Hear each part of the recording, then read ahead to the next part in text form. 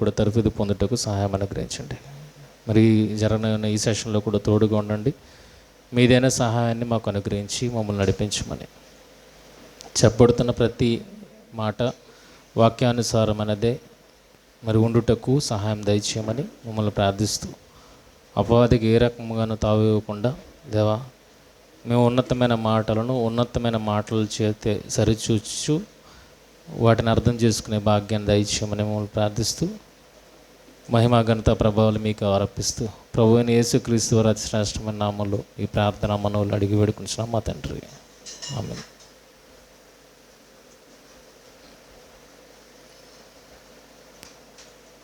కనబడట్లేదు వెనకాతలు అందరూ కిందన కూర్చుండిపోయారు ఏంటి?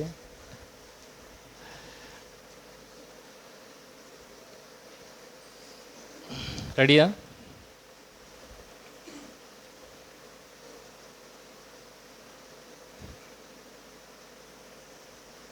అందరు రెడీయా? ఏమి మీ చేతుల్లో పేపర్స్ కనబడట్లేదు?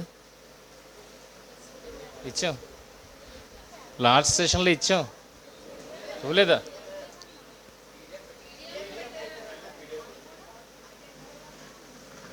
లేదా? ఫోన్లేండి, వాట్సాప్లో పంపించారా లేదా? అంటే మీ బాధ్యతగా ప్రింట్ తీసుకుని వచ్చారా? నెక్స్ట్ మెటీరియల్ కూడా ఇవ్వడానికి నేను ప్రయత్నం చేస్తాను, మీ ఇంట్రెస్ట్ని బట్టే.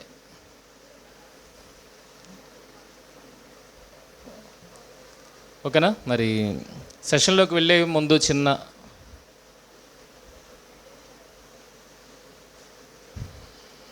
వాక్యాన్ని ఎలాగ ఆలోచిస్తామన్నది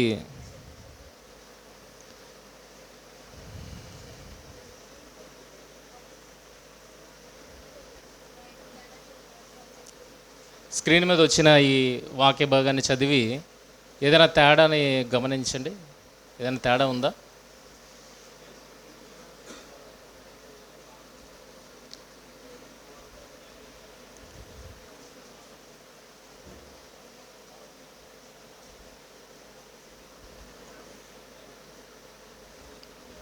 మిమ్మల్ని యాక్టివేట్ చేయడానికి ఇచ్చాను అనమాట ఇది.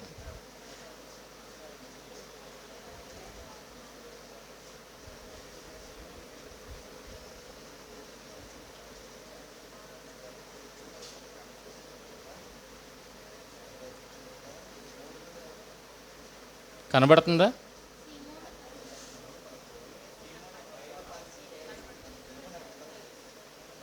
కనబడుతుంది కదా?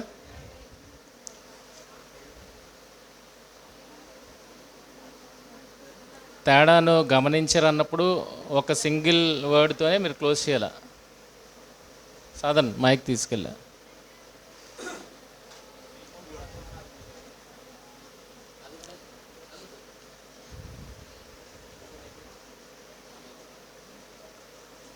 హల్ హల్ హల్ హల్ సాధన్ ఇటు పక్క.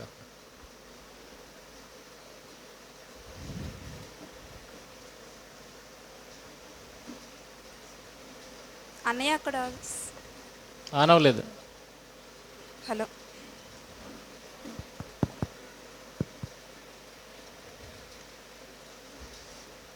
చెప్పమ్మా. యేసుక్రీస్తు వారు అడుగుతున్నారు నా గురించి ఏమనుకుంటున్నారు అని అక్కడ శిష్యుల్ని. అయితే అక్కడ పేతురు గారు, సీమోను గారు. తేడా తేడా ఏంటంటే యేసుక్రీస్తు గారు అంటున్నారు, సీమోను బరియోనా నీవు ధన్యుడువు అంటే అక్కడ బైబిల్లో ఉంటుంది ధన్యుడు ఉన్నదా లేదా? తేడా ఉన్నదా లేదా? ఏమైనా కనబడిందా? బరియోనా ఉండదు బైబిల్లో. ఇంకా నెక్స్ట్ అక్కడ ఇచ్చాను క్వశ్చన్. రాజా బాబు और फील हो गया. కొద్దిగా చదవండి.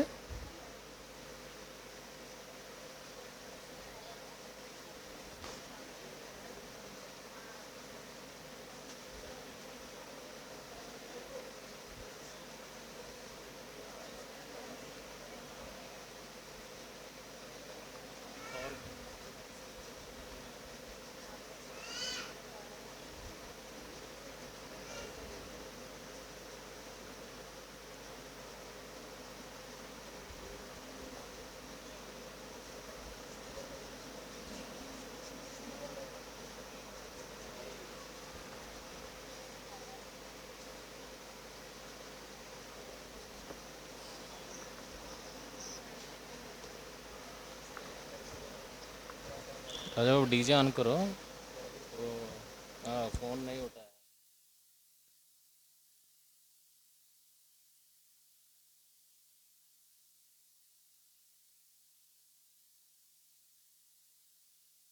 కనబడిందండి. ఇంత టైం తీసుకుంటే అసలైన సెషన్కి వెళ్ళాం. మీరు ఎంత యాక్టివ్గా ఉన్నారనేది చెక్ చేస్తున్నాను అనమాట. Presence of mind. చదివారా? ఏమైనా కనబడిందా? అని అక్కడ మనిషి కుమారుడు అనేసి ఉంది కదనియా. ఇక్కడ వచ్చేసరికి ఇక్కడ నేను అనేసి చెప్తున్నారు కదనియా. అక్కడ తన గురించి రెండు ఒకే సందర్భాల అనిపించట్లేదు. మీరు ఏంటో చెప్పండి, నేను చెప్తాను తర్వాత. మీరు ఏమనుకుంటున్నారు అంటే వీరందరూ మీకు ఎలా అర్థమైంది? అక్కడ అంటే రెండు వీళ్ళు వేరు వేరు సందర్భాలుగా ఆలోచిస్తున్నారేమో అని అనిపించింది అని. Okay,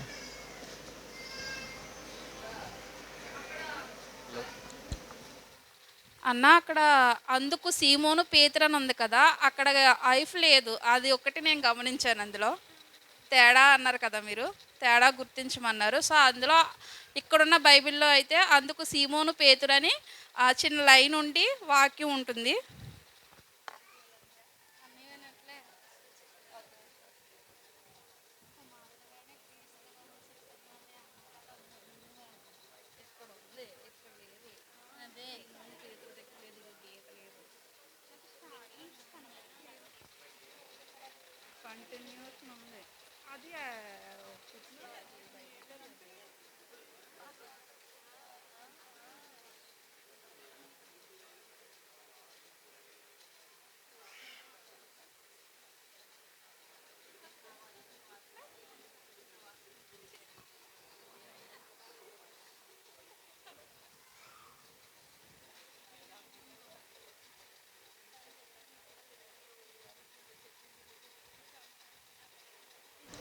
okay.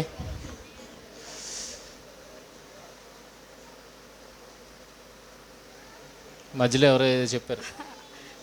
అక్కడ అందుకు సీమోను పేతురు అని ఉంది కదన్నా, అక్కడ చిన్న గీత ఉండాలి. గీత ఒకటి లేదు. నేను గుర్తించింది అయితే అదే.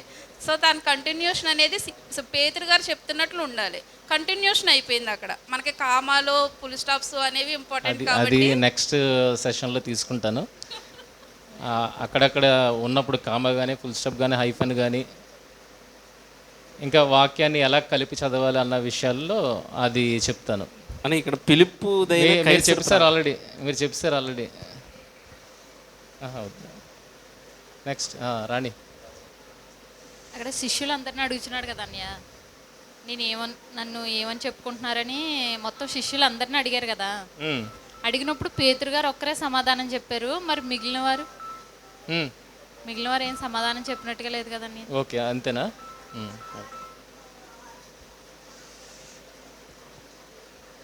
స్టార్టింగ్లో యేసుక్రీస్తు వారి ప్రశ్నలు మనిషి కుమారుడు ఎవరు అని అడిగి స్టార్ట్ చేశారని. ఇక్కడ పేతురు గారు ఏమన్నా దేవుని కుమారుడు అని చెప్తున్నారు. యేసుక్రీస్తు వారిని మనిషి కుమారుడుగా దేవుని కుమారుడుగా పరిచయం చేశారు. అక్కడ అదే తేడా కనిపిస్తుంది. అర్థమైందమ్మా, అర్థమైంది. నువ్వు చెప్పింది అర్థమైంది. మొదట యేసు ఏమని ప్రశ్నించారు అన్న దగ్గర ఆగేమా? మీరు ఆగితే అదే కదా వచ్చేది. యేసు క్రీస్తు వారు ఏమని ప్రశ్నించారో ఒకసారి అక్కడ ఆగాలి. ఏమని అడిగారు ఆయన? మనుష్య కుమారుడు ఏమని అనుకుంటున్నారని అడిగారు కదా. అక్కడ ఆగితేనే నెక్స్ట్ది అర్థమవుతుంది. అక్కడ ఆగకుండా వెళ్ళిపోయి అనుకోండి, ఇదంతా ఒకటే కావాలా చెప్పుకొని వెళ్ళిపోతున్నారని అనిపిస్తుంది. కానీ అక్కడ ఆగి అనుకోండి, ఆయన అడిగింది ఏంటి, పేతురు గారు దానికి చెబుతున్నది ఏంటి సమాధానంగా. ఆయన ఏమని అడిగారు? మనుష్య కుమారుడు ఏమని అనుకుంటున్నారని అడిగాడు. పేతురు గారు దానికి సమాధానం ఏమని చెప్పారు?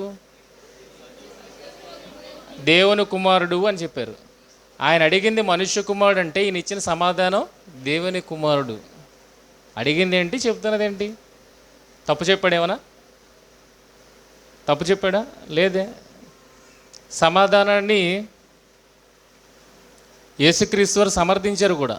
పేతురు చెప్పిన మాటని యేసుక్రీస్తు వారు సమర్థించారు. ఇది మనుషులు చెప్పింది కాదు, దేవుడు నీకు బయలుపరిస్తేనే కానీ నువ్వు చెప్పలేకపోయావు. అంటే ఏం మీనింగ్ వస్తుంది అక్కడ, ఆ తేడాని మనం గమనించగలిగితే అక్కడ మీనింగ్ వండర్ఫుల్గా ఉంటుంది. ప్రశ్నకి సమాధానాన్ని ఏమి ఇచ్చాడో అది ఆలోచించగలిగితే అక్కడ మీనింగ్ అనేది బ్యూటిఫుల్గా ఉంటుంది. ఏంటది మీనింగ్ అంటే, మనుష్య కుమారుడే దేవుని కుమారుడు. చూడండి రిఫరెన్స్ ఉందో లేదో. మనుష్య కుమారుడే దేవుని కుమారుడు అన్న మీనింగ్ మనకు అర్థమవుతుంది. ఉందా? యోహాను సువార్త 9:35 ఫుట్ నోట్లో చూడండి.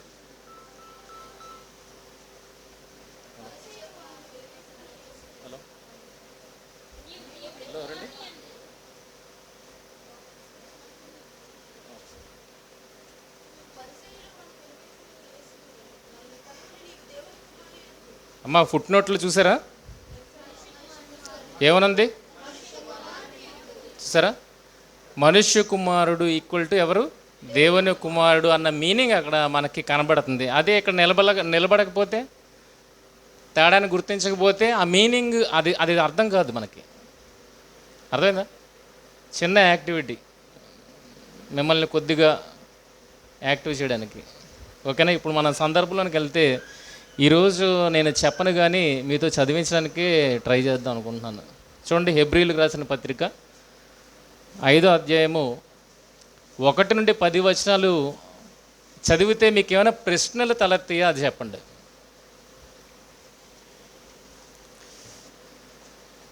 ఇప్పుడు ఎందులోకి వెళ్ళిపోయాం? యాక్టివిటీలోకి వెళ్ళిపోయాం. మీకు ఇచ్చిన యాక్టివిటీలోకి వెళ్ళిపోయాం.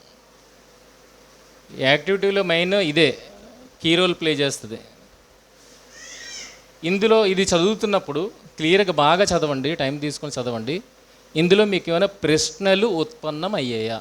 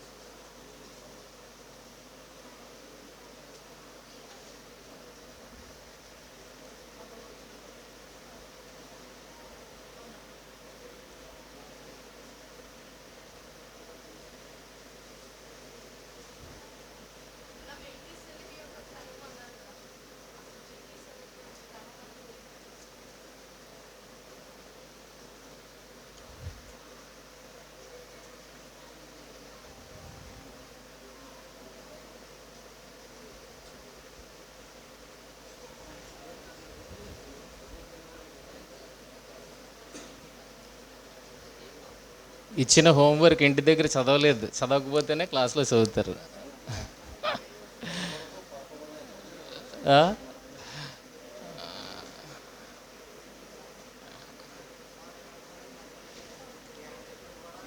చదువుకున్నారా? ప్రశ్నలు ఏమైనా వచ్చాయా? ఖచ్చితంగా ఇందులో ఇది చదువుతున్నప్పుడు చాలా ప్రశ్నలు వస్తాయి.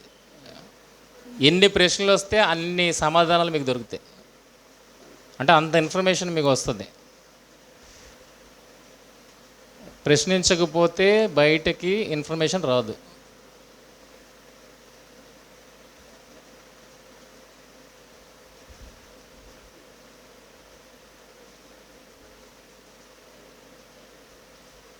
ఒక ప్రశ్న ఎవరైనా చెప్తారా?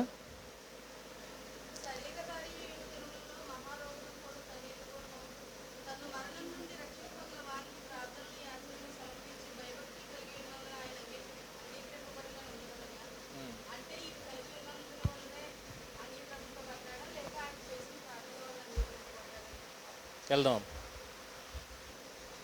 అక్కడికి వెళ్దాం. మెల్కీసెదెకు క్రమము, తర్వాత ఈ ప్రార్థన ఏంటి, నెక్స్ట్ వెళ్దాం. ఇందులో తేడా ఏమైనా కనబడుతుందా? అంటే ప్రశ్నించదగ్గది ఏమైనా ఉందా?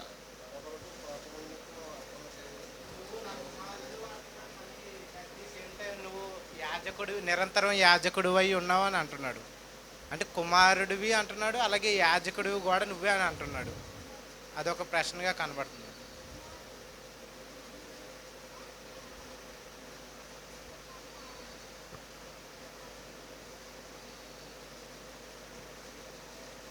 Hello,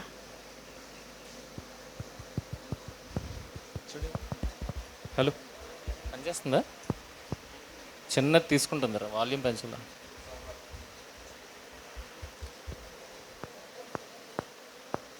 hello hello hello hello hello, ఇది చూడగలిగితే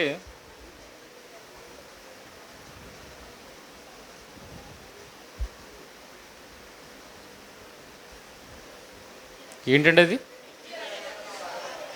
కదా? యేసుక్రీస్తు వారు నిత్య రక్షకుడు కారకుడయ్యాడా?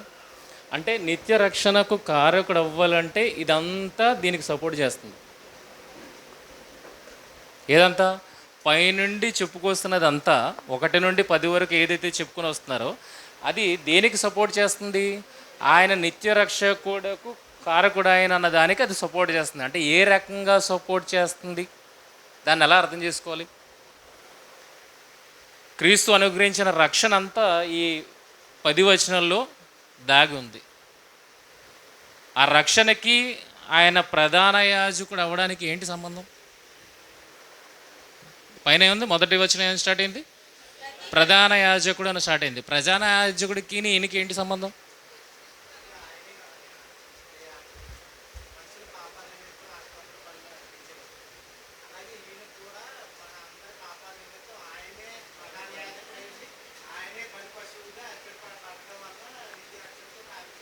ఓకే ఓకే, ప్రధాన యాజకుడు ఎందుకు అయ్యాడు అన్నది రీజన్. రెండోది, నీవు నా కుమారుడువు నేడు నేను కని ఉన్నాను, అది దీంతో రిలేటెడేనా కాదా? రిలేటెడ్, అక్కడ ఉన్నది కనుక రిలేటెడా? ఏ రకంగా రిలేటెడ్ అని అక్కడ యాజకులు అనేవారు అహరోను చేత వచ్చేవారు. అంటే వారికి వారు, అంటే వీరందరూ కూడా వారి పాపము కొరకు, ప్రజల పాపము కొరకు వీరు ప్రాయశ్చిత్తం చేయవలసిన వారే ఉన్నారు. వీరికి వీరుగా ఏర్పడలేదు, అహరోను నుంచి ఏర్పరచబడిన వారని చెప్పబడుతుంది. ఇక్కడ వచ్చేసరికి ఏంటంటే, అలాగే నేడు నేను కని ఉన్నాను అనేసి అంటే దేవుడే యేసుక్రీస్తు ప్రభుల వారిని కూడా మహిమపరుస్తున్నారనేసి చెప్పబడుతుందని. కిందకి మెల్కీసెదెకు క్రమం ఏంటి సంబంధం? ఇవన్నీ స్టెప్ బై స్టెప్ మనకి ప్రశ్నలు రావాలి. అవన్నీ ఎలాగ ఒక్కదానితో ఒకటి, ఇందాక అన్న చెప్పినట్టు సయోధ్య ఎలా కుదుర్చుకొని ఫైనల్ రిజల్ట్కి దోహదపడ్డాయి అన్నది మనకి అర్థం కావాలి. ఏదో చెప్పబడింది పొడి పొడి ముక్కలుగా ఉందేమో కానీ దీన్ని కలిపితే అద్భుతం బయటపడుతుంది. అంటే కిందన రక్షకుడు అన్న దాన్ని అర్థం చేసుకోవాలంటే ప్రధాన యాజకుడు పోర్షన్ అర్థం చేసుకోవాలి, మెల్కీసెదెకు క్రమం అర్థం చేసుకోవాలి, శరీరధారి అన్న దినముల్లో ఆయన చేసిన ప్రార్థన అర్థం చేసుకోవాలి, మరణము నుండి రక్షింపగలవానికి ఏ మరణం అనేది అర్థం చేసుకోవాలి. ఇవన్నీ అర్థమైతేనే ఏది అర్థమవుతుంది? ఆయన ఎలాగా నిత్య రక్షకుడు అయ్యాడన్న విషయము అర్థమవుతుంది. ఇది హెబ్రీ పత్రిక. ఇప్పుడు నేను ఏమడిగాను మీకు? యాక్టివిటీలు ఏమడిగాను? ఏమడిగానమ్మా?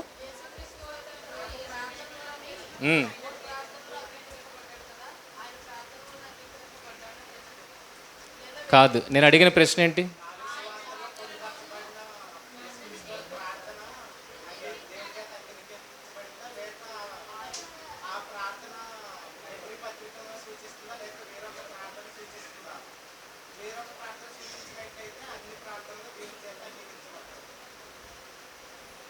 సువార్తల్లో మనకి యేసుక్రీస్తు వారు చేసిన ప్రార్థన కనబడుతుంది.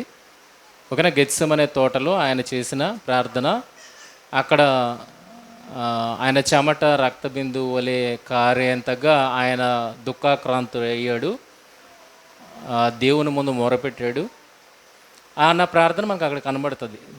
దేనికి ప్రార్థన చేశాడు అక్కడ? ఆయన సాధ్యమైతే ఈ గిన్నె నా యొద్ద నుండి తొలగించు అని ప్రార్థన చేశాడు. ఎందుకంటే నెక్స్ట్ ఆయన వెళ్ళేది ఏంటంటే సిలువ మరణానికి కదా. సో 4 సువార్తల్లో ఈ ప్రార్థన ఉందా? 4 సువార్తల్లో ఈ ప్రార్థన ఉందా? ఎన్నిట్లో ఉంది? మీకు అందుకనే 3 ఇచ్చాను, 4వది నేను మిస్ చేశాను. మీరు లేదని అంటారనేసి 4వది మిస్ చేశాను కావాలనే. 4 సువార్తల్లోనే ఉంది. ఓకేనా. 4 సువార్తల్లోనే ఉంది. అయితే 4 సువార్తల్లో పొందుపరచబడిన ఈ గెత్సెమనే తోట ప్రార్థన ఏదైతే ఉందో అది ఇది ఒకటేనా?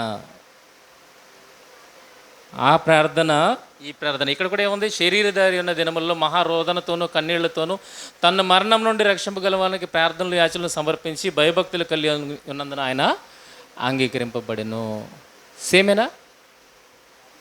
అక్కడ ఏమని ప్రార్థన చేస్తాను? ఇందాక అడిగాము, ఈ గిన్నె నా యొద్ద నుండి సాధ్యమైతే ఈ గిన్నె నా యొద్ద నుండి తొలగించుమన్నాడు. ఇక్కడేమన్నాడు? రోదనతోనూ కన్నీళ్లతోనూ తన మరణం నుండి రక్షింపగల వాళ్ళకి ప్రార్థనలు యాచనలు సమర్పించి భయభక్తులు కలిగి ఉన్నందున ఆయన అంగీకరింపబడెను.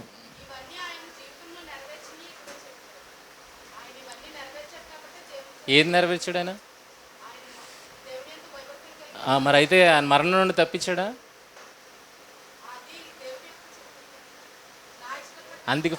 అందుకనే ఫస్ట్ ఏంటంటే సువార్తల్లో చేసిన ప్రార్థన, హెబ్రీ పత్రికలో ఉన్న ఇది ఒకటేనా?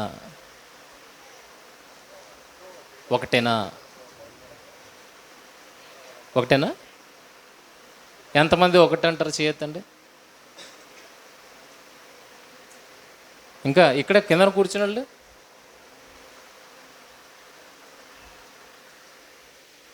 ఎత్తున్నారా?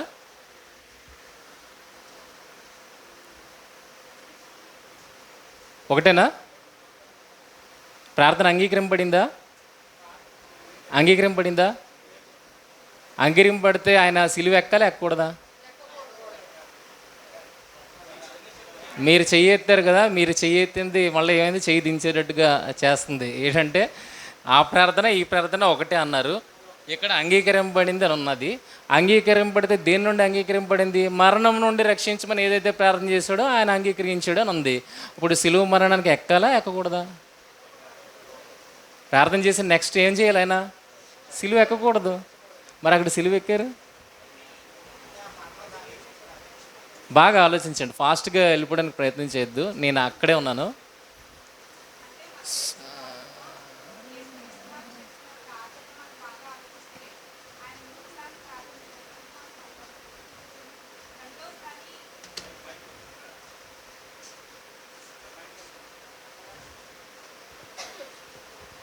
అని అక్కడ రెండోసారి ప్రార్థన చేస్తుంది. మనం ఒకసారి చూస్తే మత్తయి సువార్తలో 26వ అధ్యాయం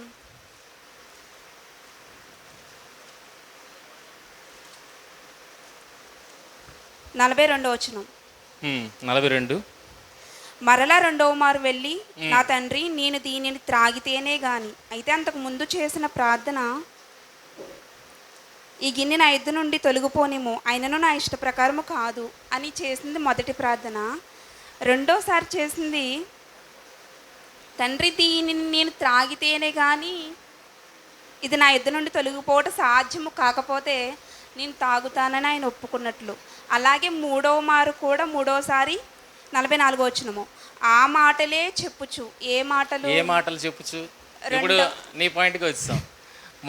మొదటి ప్రార్థన, రెండో ప్రార్థన, మూడో ప్రార్థనలో ఏ మాటలు ఉన్నాయి? ఇది ఒకే సందర్భం. ఏ మాటలు ఉన్నాయి? 3 సార్లు అవే మాటలు చెప్పాడు, ఈ గిన్నెను తొలగించని. మళ్ళీ నెక్స్ట్ ఇమ్మీడియట్గా ఏం చెప్పాడంటే, నీ చిత్తమే సిద్ధించాలి అని చెప్పాడు. ఇప్పుడు నువ్వు చెప్పిన ప్రార్థన 3 అక్కడే ఉన్నాయి, 3టిని కొట్టేస్తుంది అది. వేరువేరుగా ఏం ప్రార్థన చేయలేదు, ఒకేలాగా ప్రార్థన చేశాడు ఆయన. ఇప్పుడు ఆ ప్రార్థన ఈ ప్రార్థన ఒకటేనా? ఒకటే అయితే ఆయన శిలువ మరణం చెందకూడదు. ఎందుకంటే దేవుడు ఆయనని అంగీకరించాడు గనక ఆయన ఎక్కకూడదు. ఏ రకంగా సమర్థిస్తారు?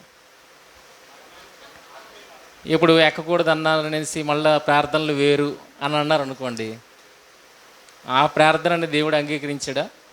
ఇది అంగీకరించాడని ఇక్కడ ఉంది, ఆ ప్రార్థన దేవుడు అంగీకరించాడా? వేరైతే అంగీకారానికి వెళ్ళాలి, వేరు కాదనుకుంటే సిలువ మరణానికి వెళ్ళకూడదు. చూడండి, ఇరుకులో ఉన్నాం కదా, ఇరుకులో ఉన్నాం, చాలా టఫ్గా ఉంటుంది. కానీ ఒక లైన్లో వెళ్తే కనుక మనకు అన్ని దారులు క్లియర్ అయిపోతాయి. ఏ మరణం అండి?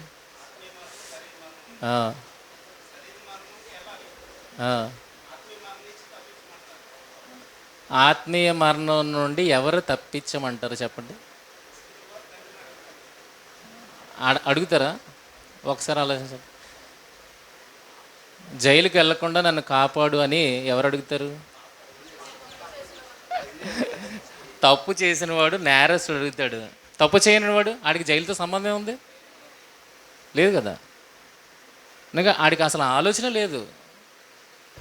దేవుని సంఘం ఎదుట పాతాళ లోకం యొక్క ద్వారములు నిరువ నేరవు. ఆ సంఘానికి శిరస్సు ఎవరు? యేసుక్రీస్తే. ఆయన ఎదుట అసలు పాతాళం ఉందా? మరి దేనికోసం ఆలోచిస్తాడు ఆయన? చూడండి, మీరు ఒకటి చెప్పారంటే దానికి 100 కనెక్ట్ చేసుకోవాలి వెనకట్ల. మీరు చెప్పిన మాటని సమర్థించేవి చాలా ఉండాలి. కేవలం ఒక్క మాటను తీసుకొని అదే ఫైనల్ చేసుకోకూడదు. బైబిల్ చదివే మీరు చెప్తున్నాను, ఒక్క రిఫరెన్స్ దొరికితే ఆ ఒక్క రిఫరెన్స్ని బట్టి ఇది ఆన్సర్ అని చెప్పకూడదు. దాన్ని సమర్థించేవి చాలా ఉండాలి బైబిల్లో. డైరెక్ట్గా కాకపోవచ్చు, భావరూపకంగా అయినా దాన్ని సమర్థించాలి, అప్పుడే అది రైట్ అవుతుంది. అది సమర్థనకు వెళ్ళినంత వరకు అది మీరు చెప్పకూడదు, ఇదే అని చెప్పకూడదు.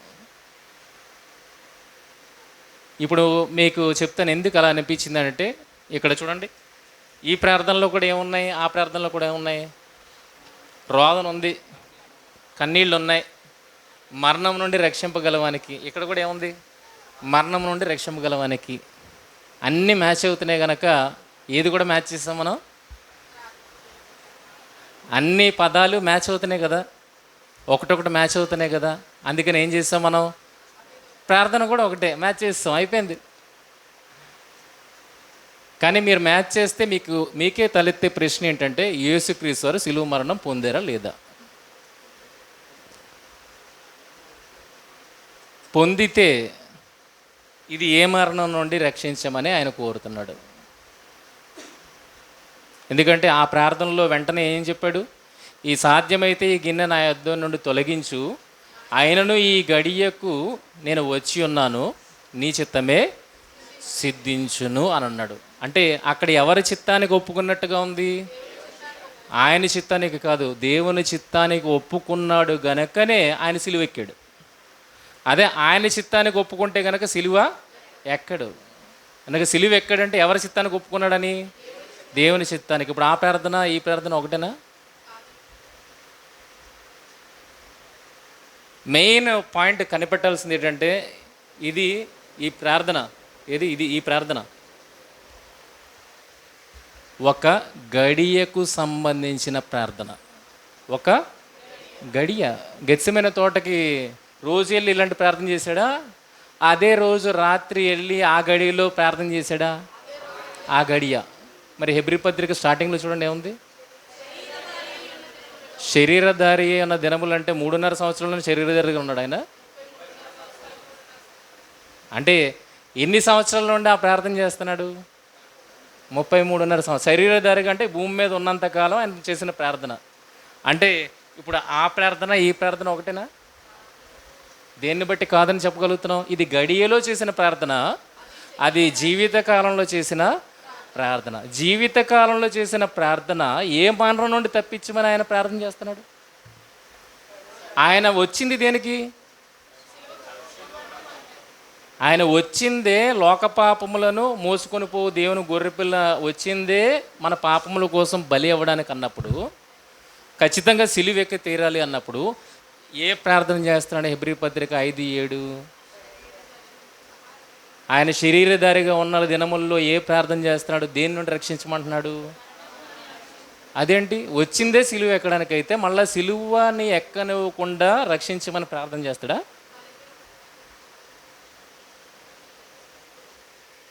కొద్దిగా తల వేడెక్కుతుందా?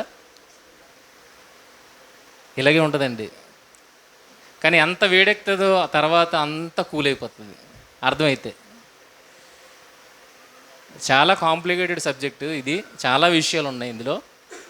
అయితే అన్ని విషయాలు మీతో పంచుకొని కానీ ప్రార్థనలు వేరు అన్నది మాత్రమే చెప్తాను, ఓకేనా? సువార్తల్లో చేసిన ప్రార్థన ఈ ప్రార్థన ఒకటి కాదు. దేన్ని బట్టి చెప్పాం? అది గడియలో చేసిన ప్రార్థన, ఇది దినములలో చేసిన ప్రార్థన. దీన్ని బట్టి తేడా అర్థమైపోతుంది కనుక చదివినప్పుడు చాలా క్లియర్గా చదవాలి. ఆ ప్రార్థనలో ఉంది కదా, ఈ గడియకు నేను వచ్చి ఉన్నాను అని గెత్సెమనే తోటలో. ఇక్కడేమంటున్నాడు? శరీరధారి ఉన్న దినములలో అంటున్నాడు, గడియల్లో అనట్లేదు, దినములలో అంటున్నాడు. అంటే ఈ రెండు వేరు.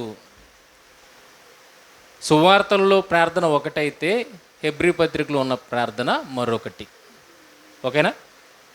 ఈ ప్రార్థన అంగీకరింపబడింది, ఆ ప్రార్థన కూడా అంగీకరింపబడిందని ఎలా చెప్పగలుగుతారు?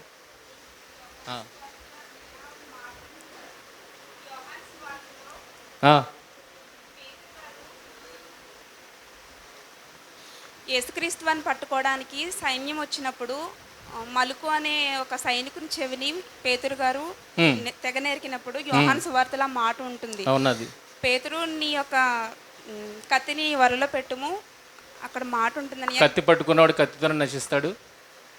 అది కాదన్నయ్య, యోహాను సువార్తలో 18వ అధ్యాయం 11వ వచనం, తండ్రి నాకు అనుగ్రహించిన గిన్నెలోనిది నేను త్రాగుకుందునా అని పేతురుతో అనెను. అంటే ఈ సువార్తలో మనకు తాగకుందునా అన్నాడు కదా, అంటే రెడీ అనే కదా, రెడీ అనే చెప్తున్నాడు. ఓకే, గుడ్ పాయింట్, మంచిది. ఈ డౌట్ ఉండిపోయింది అన్నయ్య, నేను ఆలోచించిన విధానానికి ఇది చిన్న డౌట్ ఉండిపోయింది, అది చెప్దామని. నేను చెప్పిన దాంట్లో క్లియర్ అయితే ఓకే, లేదంటే మళ్ళీ చెప్తాను. ఇప్పుడు సువార్తల్లో చేసిన ప్రార్థనని మనం చూడగలిగితే అది గెత్సెమనే తోటలో ఆ గడియకు ఆయన రాగానే చేస్తున్న ప్రార్థనగా కనబడుతుంది. అయితే ఆయన ఈ గిన్నె నా ఎద్దు నుండి తొలగించు అని చెప్పినప్పటికీ కూడా ఎవరి చిత్తము నెరవేరాలన్నాడు? దేవుని చిత్తమే నెరవేరాలన్నాడు. దానికి దేవుడు కూడా తన అంగీకారాన్ని తెలిపాడు. అది ఎక్కడుంది? మీరు చదువుతారనే ఆ సువార్తను అక్కడ మాయం చేశాను. 3 సువార్తలు ఇచ్చాను, 4వ సువార్త ఇవ్వలేదు. మీరు చదువుతారని. యోహాను సువార్త 12వ అధ్యాయము 27-28 వచనాలు.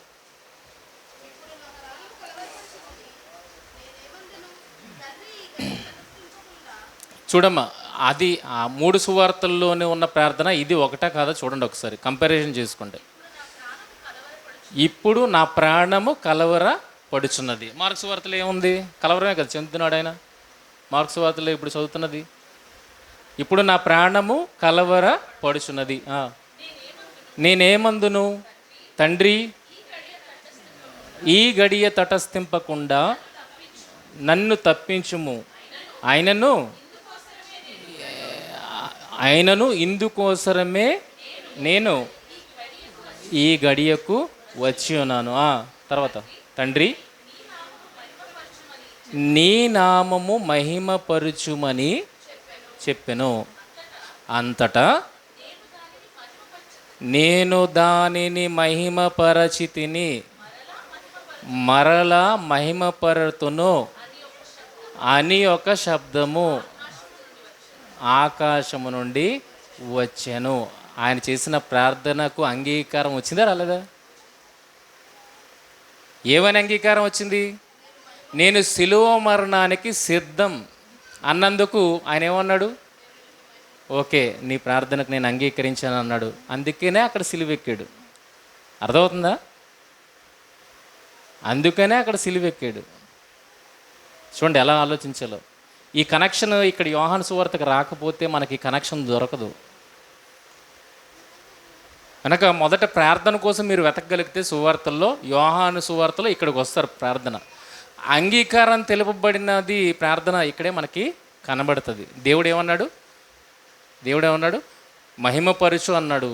నేను మహింపరిచితిని మరలా మహిమపరుతును అన్నాడు.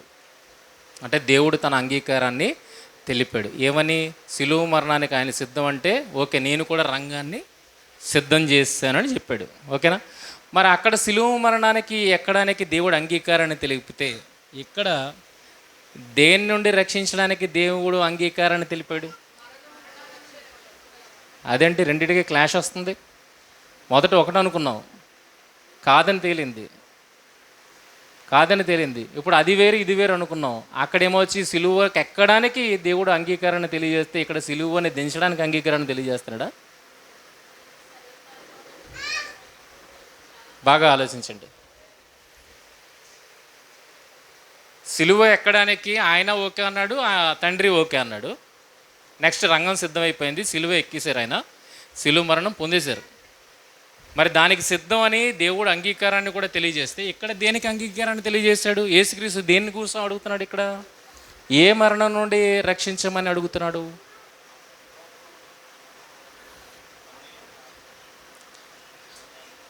ఏ మరణం? సిలువ మరణం నుండి నాకు అవసరం లేదన్నాడు, నీ చిత్తమే నెరవేరాలన్నాడు. ఓకేనా? అది ఇది మ్యాచ్ అవ్వట్లేదు. అది వేరు ప్రార్థన, ఇది వేరు ప్రార్థన. అయితే ఇదేం ప్రార్థన? ఏ మరణం నుండి రక్షించమంటున్నాడు?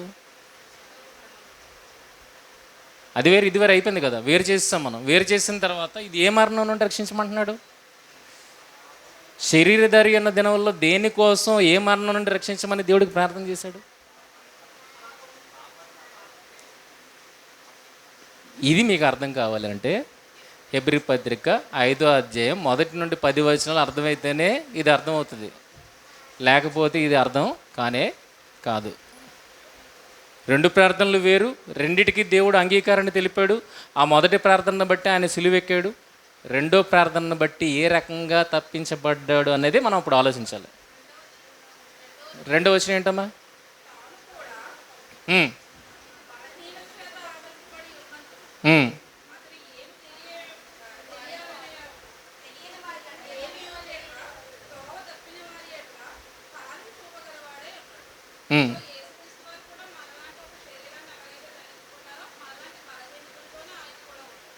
అప్పుడు పైన ప్రధాన యాజకుడు ప్రజల బలహీనతల కొరకు, తన బలహీనతల కొరకు ఏ అర్పణలు అర్పించాడు? ఆ ప్రధాన యాజకుడు బలహీనుడు, యేసు కూడా బలహీనుడా? ఆయన మనవలే శోధింపబడినను ఆయన ఏ పాపము చేయని వాడుగా ఉన్నాడు. అది నేను చెప్తాను. అది లేవి గోత్రములో ఉన్న యాజకులను ఉద్దేశించి చెబుతున్న మాట. లేవి గోత్రంలో ప్రధాన యాజకుడు అవుతున్నాడా? ఆ ప్రధాన యాజకుడు ఆయన మనిషే కదా. ప్రజలు ఎలాగైతే మనుషులో, ఈయన కూడా ఆ పోస్టులో ఉన్నప్పటికీ కూడా ఆయన కూడా మనిషే. ప్రజలకు ఎలాంటి బలహీనతలు ఉన్నాయో ఆయన కూడా అలాంటి బలహీనతలు ఉన్నాయి గనక పొజిషన్లో ఉన్నాడు గనక ప్రజల కొరకు, తన కొరకు ఒకేసారి అర్పణను తీసుకెళ్ళాలి. కానీ మనల్ని రక్షించడానికి వచ్చిన ప్రభువైన యేసుక్రీస్తు ఆయన ఎలా ఉండాలి? పాపము లేనివాడిగా ఉండాలి. ఆరాధకుడికి అది సంపూర్ణ సిద్ధి కలుగజేయలేని అర్పణలు అవి. యేసుక్రీస్తు వారు ఇచ్చిన అర్పణ ఆరాధకునికి సంపూర్ణ సిద్ధి కలుగజేసే అర్పణ. కనుక యేసు బలహీనుడు కాదు, బలవంతుడిగానే మన కొరకు అర్పణగా అర్పింపబడ్డాడు.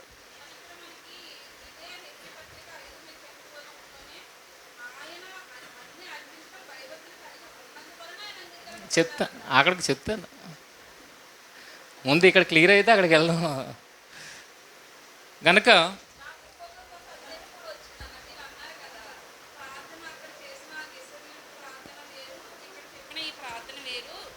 అవును,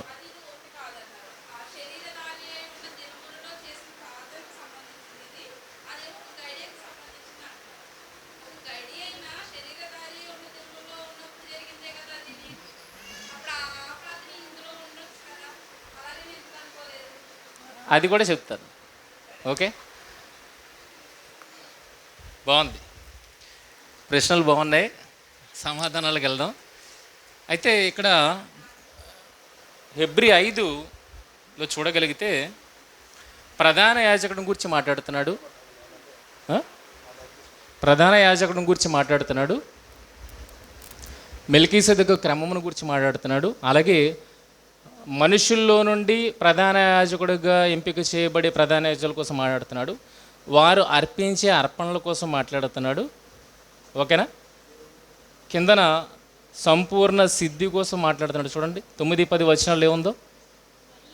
మరియు ఆయన సంపూర్ణ సిద్ధి పొందిన వాడై మెల్కీసెదెకు యొక్క క్రమము చెప్పున, అంటే పైన ఏవైతే చెప్పాడో అవన్నిటిని కూరుస్తూ 9-10 వచనాలు ఏమన్నాడు? ఆయన సంపూర్ణ సిద్ధి పొందినవాడే మెల్కీసెదెకు యొక్క క్రమంలో చేరిన ప్రధాన యాజకుడిని దేవుని చేత పిలువబడి తనకు విధేయులైన వారందరికీ నిత్య రక్షణకు కారకుడు ఆయను. ఇవన్నీ సపోర్ట్ చేసేవిగా మనకు కనబడుతున్నాయి. ఏ రకంగా సపోర్ట్ చేసి?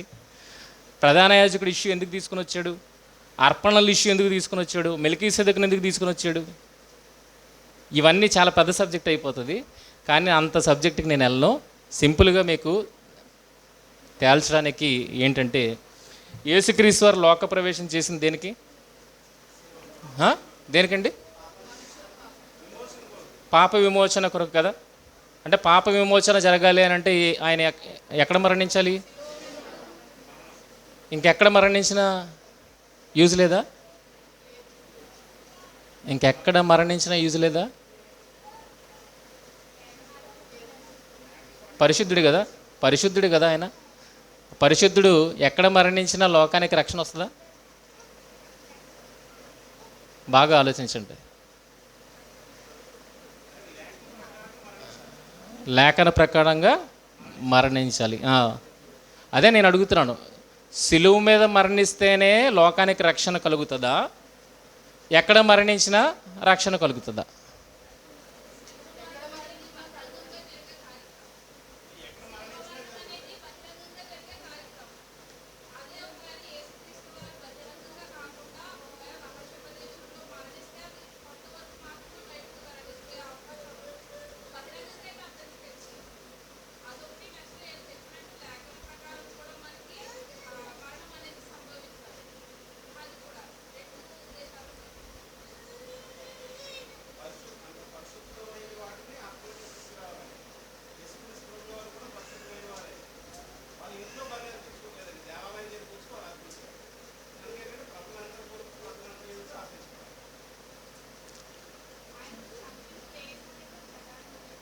ప్లేస్ ప్రధానమా? మోరియా పర్వతం. ప్రవచన ప్రకారం అన్నది రైట్. అయితే ప్రవచన ప్రకారము సిలువ మీద మరణించాలన్నది రైట్. అయితే ఏ వయసులో సిలువ మీద వేసినా ఓకేనా?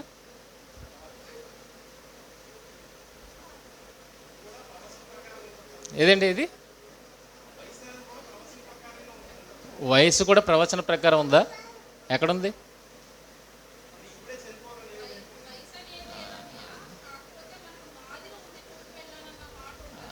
అందుకే ఇక్కడ ఒక మాటని మీరు అండర్లైన్ చేసుకోవాలి. ఏంటి అండర్లైన్ చేసుకోవాల్సిన మాట?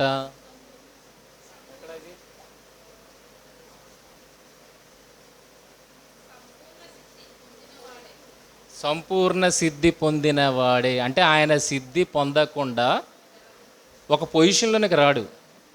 ఒక పొజిషన్లోనికి రాకుండా సిలువ మీద మరణించిన ఉపయోగము లేదు. కనుక ఈ సంపూర్ణ సిద్ధి ఎలా వస్తుంది?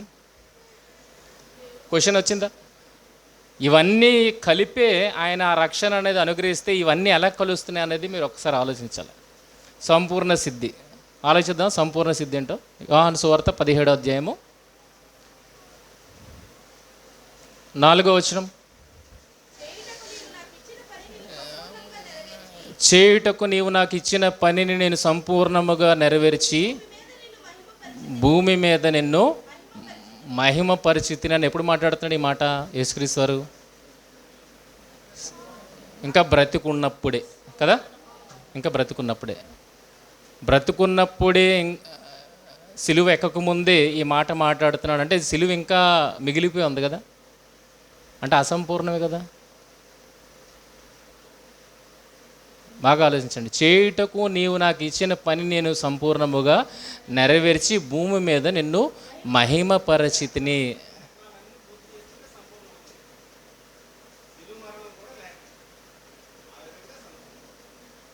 ఎలాగ సంపూర్ణమైంది ఆలోచిద్దాం. ఇంకా సిలువ వెళ్ళలేదు కదా, సిలువకి వెళ్ళలేదు కదా. సిలువకి వెళ్ళకుండానే సంపూర్ణమైపోయిందని ఆలోచిస్తున్నాడు కనుక ఎలా సంపూర్ణమైంది అన్నది ఒకసారి ఆలోచి. చాలా బాగుంటుంది ఎలా సంపూర్ణమైనది అని ఆలోచిస్తే. లూకా సువార్త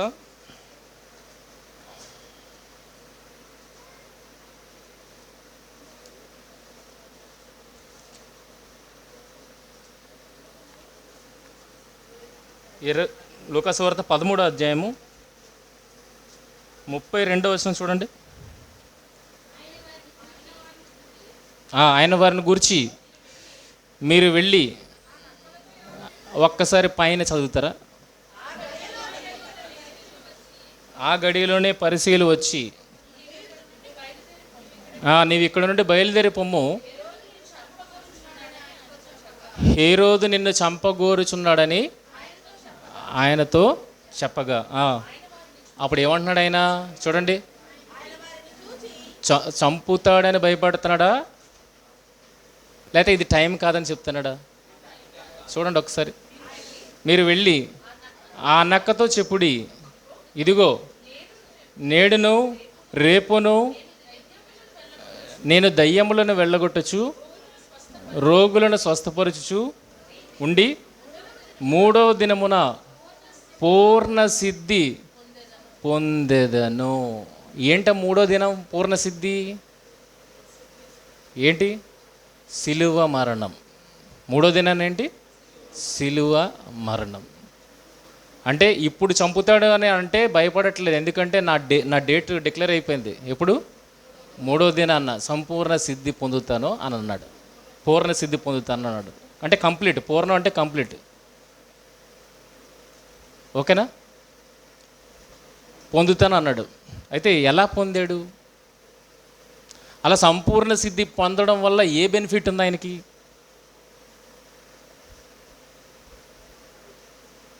కనెక్షన్స్ ఆలోచిద్దాం. సంపూర్ణ సిద్ధి పొందడం వల్ల ఏం బెనిఫిట్ ఉంది? పొందకపోతే అవదా?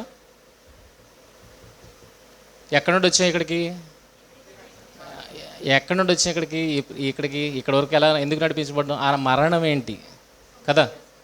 ఏ మరణం నుండి ఆయన రక్షించమని దేవుణ్ణి వేడుకుంటున్నాడు? శరీరధారి అన్న దినములలో వేడుకుంటున్నాడు.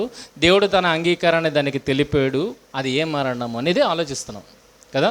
దానికన్నా ముందు ప్రధాన యాజకుడు పొజిషన్ ఏంటి?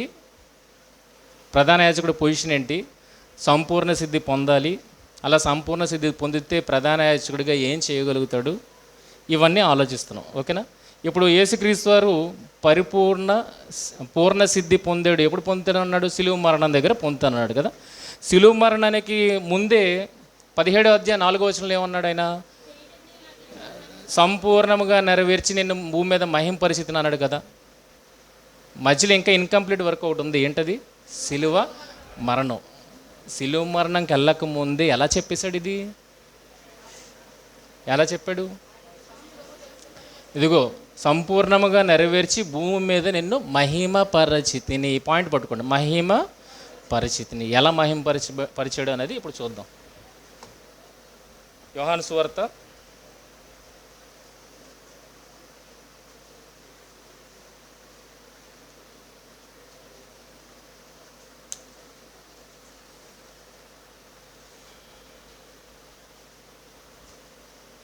13వ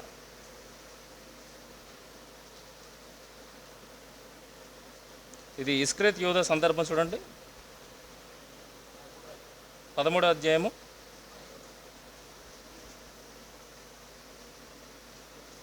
12వ అధ్యాయము 28వ వచనం. తండ్రి నేను మహిమ పరిస్థితిని మరలా మహింపరుతునని ఒక శబ్దం ఆకాశం నుండి వచ్చెను. అప్పుడు ఈ లోకమునకు తీర్పు జరుగుతున్నది.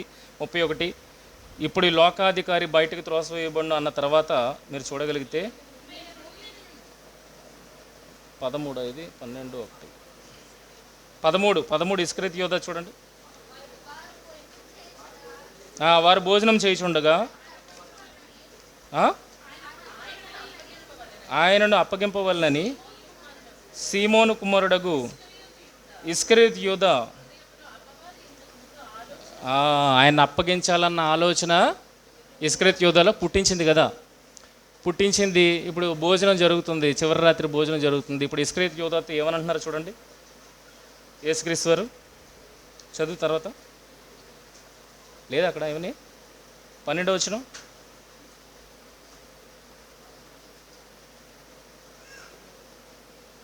ముక్క పుచ్చుకొనగానే అని చెప్పదా, ముక్క పుచ్చుకొనగానే ఇంకా నువ్వు చేయవలసింది త్వరగా చేయని అంటారు చూడండి. 27 13 27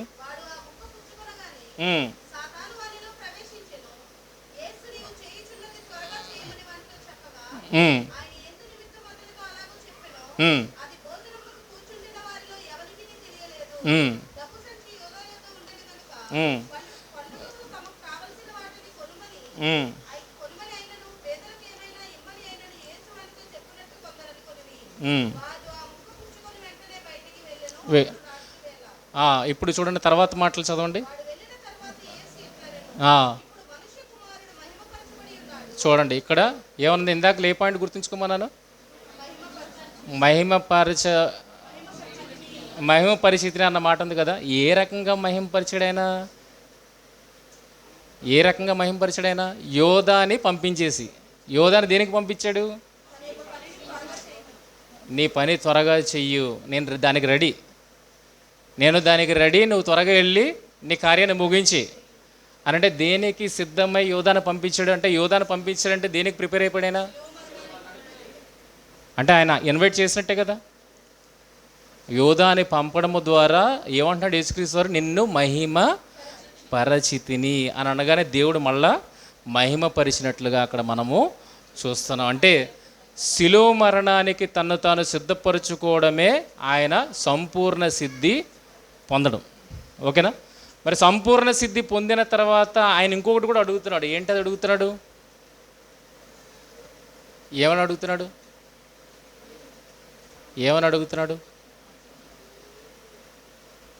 అది ఇక్కడ మీకు కనబడుతుంది. ఇది హెబ్రీ పత్రిక 5వ అధ్యాయము అటువలే 5వ వచనం, అటువలే క్రీస్తు కూడా ప్రధాన యాజకుడగుటకు తన్ను తానే మహిమపరచుకోలేదు కానీ నేడు నిన్ను కనియున్నాను అని ఆయనతో చెప్పిన వాడే ఆయనను మహిమపరచునంటే సంపూర్ణ సిద్ధి పొందిన యేసుక్రీస్తు వారిని ప్రధాన యాజకుడిగా నియమించింది ఎవరు? అర్థమవుతుందా? పొందితేనే ప్రధాన యాజకుడి హోదా, పొందితేనే ప్రధాన యాజకుడి హోదా. ఇప్పుడు ప్రధాన యాజకుడి వరకు వచ్చాం, అర్పణలు ఏం అర్పించాలి? లోకపరమైన ప్రధాన యాజకులు అనుకోండి, ఏం అర్పిస్తారు? తనది కాని పశువుల బలిని అర్పించాలి. మరి ఈయన ప్రధాన యాజకుడైతే ఈయన కూడా అర్పించడానికి, ప్రజల నిమిత్తం అర్పించడానికి ఈయన దగ్గర ఏముండాలి? శరీరం వద్దా? ఏముండాలి? తన స్వరక్తమును చేత పట్టుకొని. అంటే ప్రధాన యాజకుడిగా ఈయన దేవుని సముఖానికి ఏం తీసుకెళ్తున్నాడు అని అంటే అర్పణగా తన్ను తానే తీసుకెళ్తున్నాడు కదా, ఇప్పుడు తన్ను తానే సిలువ మరణానికి తీసుకువెళ్ళాలి అని అంటే అప్పటి వరకు అది కాపాడబడాలా వద్దా? ఇప్పుడు దేనికోసం మాట్లాడుతున్నాడు హెబ్రీ పత్రిక? నన్ను మరణం నుండి రక్షింపగలవానికి అని. ఏ మరణం నుండి? ఈ పాటికి మీకు అర్థమైపోలే. ఎందుకంటే ఆయన పుట్టిన దగ్గర నుండి ఆయన అపవాది టార్గెట్ చేశాడు. ఎప్పుడు చచ్చిపోయినా పర్లేదు అనుకున్నప్పుడు ఆ రోజు హేరోదురాజు చంపినప్పుడే చచ్చిపోవచ్చు కదా. ఎందుకంటే రావడం అయితే లోకానికి వచ్చేసాడు, పరిశుద్ధుడు చనిపోతే ఎప్పుడైనా లోకరక్షణ కదా. కానీ అక్కడ దేవుడు తప్పించాడా లేదా అంటే అక్కడ చావకూడదు, అక్కడ చావకూడదు. మరి ఎక్కడ చావచ్చు? నజరేతుకి వెళ్ళాడు. ఫస్ట్ గలిలీలో సూచక్రియలు చేసిన తర్వాత ఆయన ఊరైన నజరేతుకి వెళ్ళాడు. నజరేతు వీళ్ళు అంగీకరించారు, ఆయన్ని అంగీకరించలేదు. అవిశ్వాసంతో ఆయన ఏం చేయాలనుకున్నారు? కొండపేటకు తీసుకెళ్ళి అక్కడ నుండి తోసి చంపేయాలనుకున్నారు, తోసి చంపేయాలనుకున్నారు. అంటే అక్కడ చచ్చిపోతే వస్తుందా రక్షణ? రక్షణ వస్తుందా? అంటే ఇప్పుడు దేవుణ్ణి ఏ మరణం నుండి కాపాడమని యేసుక్రీస్తు అడుగుతున్నారు? ఈయన ప్రధాన యాజకుడిగా తన పరిశుద్ధ శరీరాన్ని చేతపట్టుకొని దేవునికి అర్పణగా అర్పింపబడాలంటే అప్పటి వరకు ఈయన బ్రతికి ఉండాలి. అలా బ్రతికి ఉంచడానికి సపోర్ట్ చేసేది ఎవరు?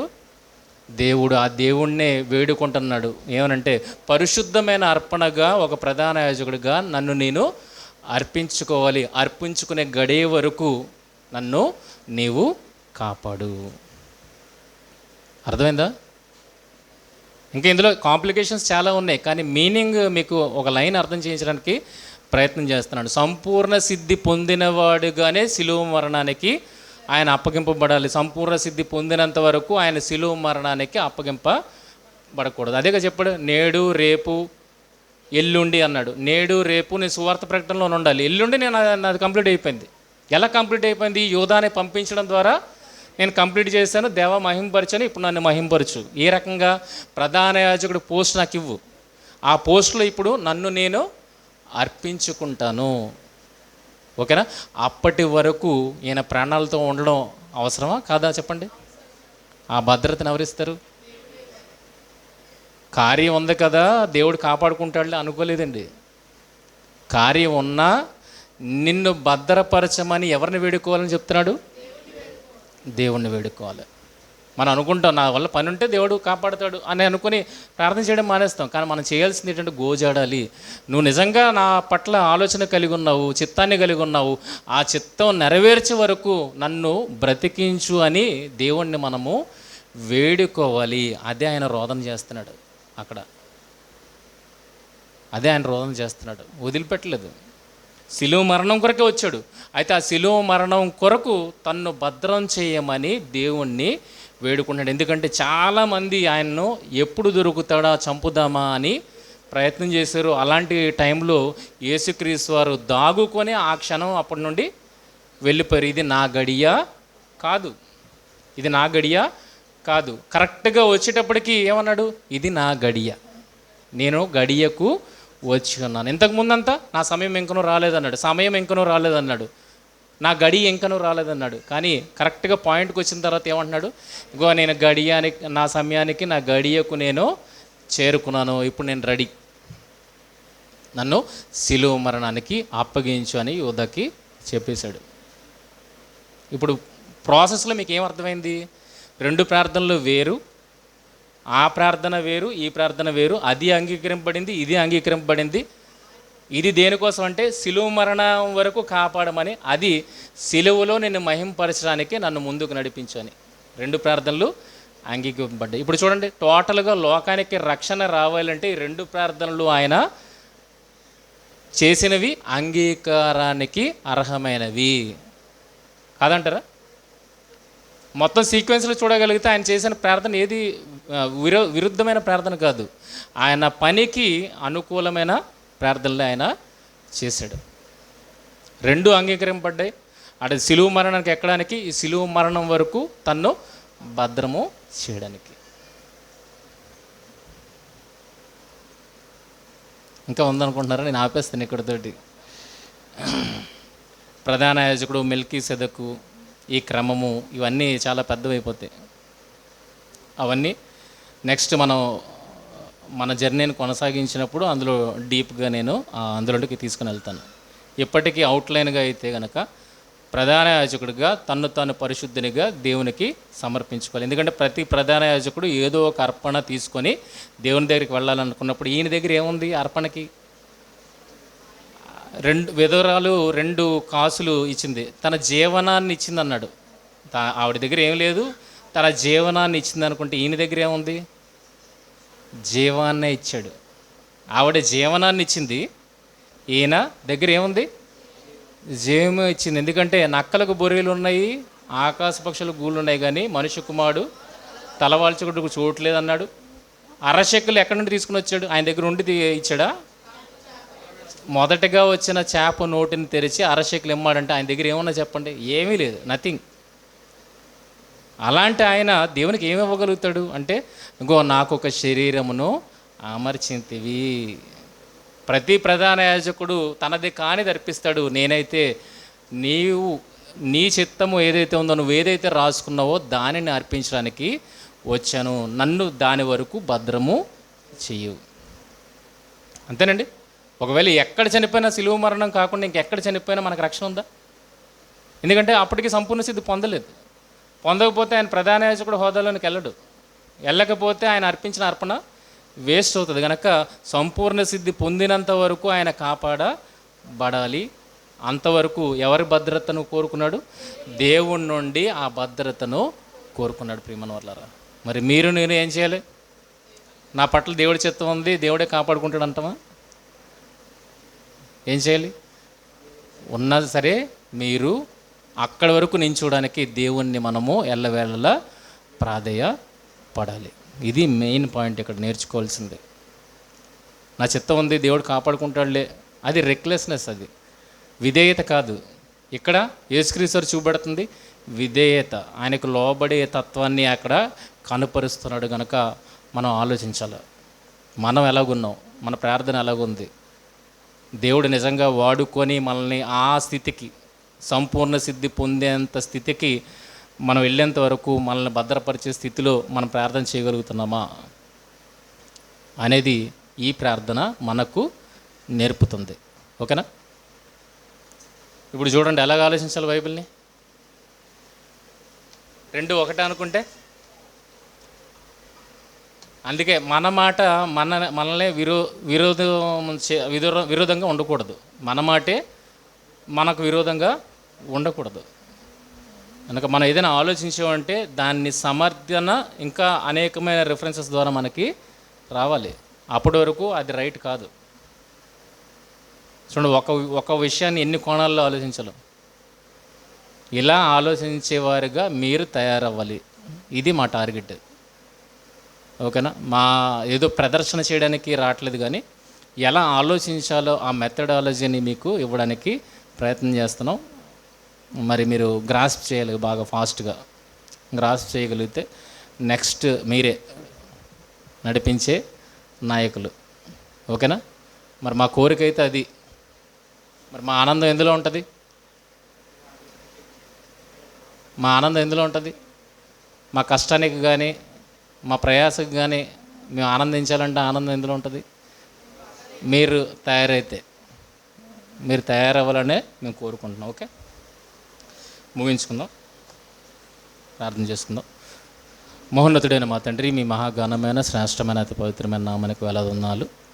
దేవా, ఇచ్చిన వాక్యములు అనేకమైన విషయాలు పొందుపరచబడి ఉన్నాయి తండ్రి. వాటిని ఇంకనూ అర్థం చేసుకునే స్థితిలోనే మేము ఉన్నాము. దేవా, ఇంకా అనేకమైన విషయాలు ఉన్నాయి, వాటిని కూడా అర్థం చేసుకునే స్థితిని దయచేయండి. మీ గొప్పతనాన్ని, మీ ప్రేమను, మీ ఉన్నతత్వాన్ని అన్నింటినీ అర్థం చేసుకొని దేవా, మిమ్మల్ని భూమి మీద క్రీస్తు వలె మహిమపరిచి మీ మహిమలోనికి చేరే భాగ్యాన్ని మా అందరికీ దయచేయమని మమ్మల్ని ప్రార్థిస్తూ, అనేకులను నడిపించే భాగ్యాన్ని మాకు అనుగ్రహించమని కోరుతూ, ఇంకా జరగని సెషన్లో తోడుగా ఉండి నడిపించమని ప్రభు అయిన యేసుక్రీస్తు వారి అతి శ్రేష్టమైన నామంలో ఈ ప్రార్థన మనవులు అడిగి వేడుకొనిచున్నాం మా తండ్రి. ఆమేన్. ఈ నోట్స్ రెడీ అయిపోయిన తర్వాత మీకు పంపిస్తానండి. ఇంకా ఒక క్రమంలో రెడీ చేయలేదు, నా వరకు నేను రెడీ చేసుకున్నాను. రెడీ అవ్వగానే మీకు పంపిస్తాను.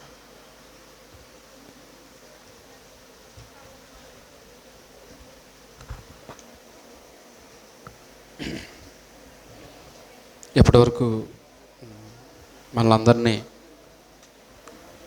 ఎంత చక్కగా వాక్యంలో నడిపించినటువంటి దైవజనులు సుధాకర్ అన్నయ్య గారికి ఈ యొక్క కార్యక్రమం తరపున ప్రత్యేకమైనటువంటి వందనాలు తెలియజేస్తున్నాను. ఎంత కష్టపడితే ఎంత వస్తుంది అనేది విషయాన్ని మనం ఆలోచించాలి. అనేకమైన ఇన్పుట్స్ మనకి ఇస్తున్నారు. మరి దాన్ని పట్టుకొని మనం కూడా బైబిల్ చదవగలిగేటువంటి స్థితికి రావాలన్నదే వారి యొక్క ఆలోచన. కాబట్టి దేవుడు వారికి మంచి ఆరోగ్యం, జ్ఞానం ఇచ్చే విధంగా వారి వరకు ముందు ప్రార్థన చేయండి. అలాగే వారికి కష్టానికి తగినటువంటి ప్రతిఫలం మనమే గనక మనం కూడా మరి వారు అడుగుతున్న దానికి కొంచెం వారికి ఆనందాన్ని కలిగించే విధంగా సమాధానం చెప్పగలిగేటువంటి స్థితికి వస్తే చాలు. కాబట్టి దేవుడు అట్టి ఆలోచనను మనకు కూడా అనుగ్రహించే విధంగా ప్రతి ఒక్కరి కోసం మీ యొక్క అనుదిన ప్రార్థనలో జ్ఞాపకం చేసుకోవాల్సిందిగా మిమ్మల్ని అందరినీ ప్రేమపూర్వకంగా కోరుకుంటూ ఉన్నాను. మరి ఈ సమయంలో మనం ఒక చిన్న బ్రేక్ తీసుకుందాం. బ్రేకుకు ముందు అక్క ప్రకటనలు చేస్తారు. ప్రకటనల అనంతరం మనం బ్రేక్ తీసుకుందాము. టీ స్నాక్స్ అయిన తర్వాత మళ్ళీ కొద్దిసేపు సునీల్ గారు మనకి వాక్యాన్ని అందిస్తారు. అక్క వచ్చి ప్రకటనలు చేస్తారు. అందరూ శ్రద్ధగా వినవలసిందిగా ప్రేమతో కోరుతున్నాను. థ్యాంక్ యూ అమ్మ. మీకు ఎలా అనిపించిందో తెలియదు కానీ నాకు మాత్రం అనిపించింది. ఇప్పుడు దాకా ఎన్నో మాటలు విన్నాను. ఒక అహం అనొచ్చు, ఆరగెన్స్ అనొచ్చు, దేవుడే బతికిస్తాడులే, మనల్ని అడగాల్సిన అవసరం లేదు అనే ఒక ఫీల్లో ఉన్నాను. ఇప్పటి నుంచి అనిపిస్తుంది అందరికీ ఆయుష్ ఇవ్వమని ప్రార్థన చేస్తాం కానీ మన ఆయుష్ కోసం ఎప్పుడూ ప్రార్థన చేయం. కనుక మొదటగా మన ఆయుష్ కోసం ప్రార్థన చేసుకుందాం. ఇకపై దేవుడు మనకు ఆయుష్ ఇస్తేనే ఏమైనా చేయగలము. తర్వాత ఈ లెసన్స్ ఏవైతే చెప్పబడుతున్నాయో మరి సునీల్ అన్న ఎప్పుడు అంటూ ఉంటారు అన్నకి, అన్న మీరు ఎలా ఆలోచిస్తున్నారో చెప్పండి అని. మరి నెక్స్ట్ మంత్ అయినా చెప్తారేమో అని మేము ఆశిస్తున్నాము. ఎందుకంటే ఇవి ఆలోచిస్తున్నప్పుడు ఆయన బాగానే ఉంటారు కానీ నేను నా కూతురు ఎన్నో తిట్లు తింటాం. ఒక గూట్లో ఉంటారు, ఒక రూమ్లో ఉంటారు, ఫ్యామిలీ టైం ఉండదు, పర్సనల్ టైం ఉండదు, ఎటైనా వెళ్ళాలని ఉండదు, సరదాగా మాట్లాడడం ఉండదు. రాంబాబుకి కానీ ఆనంద్కి కానీ మాతో క్లోజ్గా అసోసియేట్ అయిన వాళ్ళకి తెలుస్తుంది అన్న సీరియస్, అన్న ఆలోచిస్తూ ఉంటారక్క, అన్న ఇప్పుడు నేను లోపల కూర్చొని పిలుస్తున్నా వినపడదు, పలకరు. అన్న నవ్వుకుంటాడు, మేము నవ్వుకుంటాం. అంటే ఈ లెసన్స్ రావడం వెనక ఏముంది అంటే ఆయన కష్టం ఉంది, అంతకన్నా ఎక్కువ ఏంటంటే మా సఫరింగ్ ఉంది. అంటే మేము ఎంత సఫర్ అవుతున్నాము, పర్సనల్ లైఫ్ని ఎంత ప్రక్కన పెడుతున్నాము. అదేదో గొప్ప కాదు కానీ ఏంటి చెప్పాలనుకుంటున్నామంటే అంత సఫరింగ్లోంచి వచ్చినవే ఈ దేవుని మాటలు. మరి ఫస్ట్గా అపాలజీస్, ఎందుకంటే తెలుసు చాలా ఇబ్బందికరంగా ఉంది వాతావరణం. నెక్స్ట్ మంత్కి అయితే మరి మా పాస్టర్ గారు సీలింగ్ అది నెక్స్ట్ మంత్కి చేయాలనుకుంటున్నాను.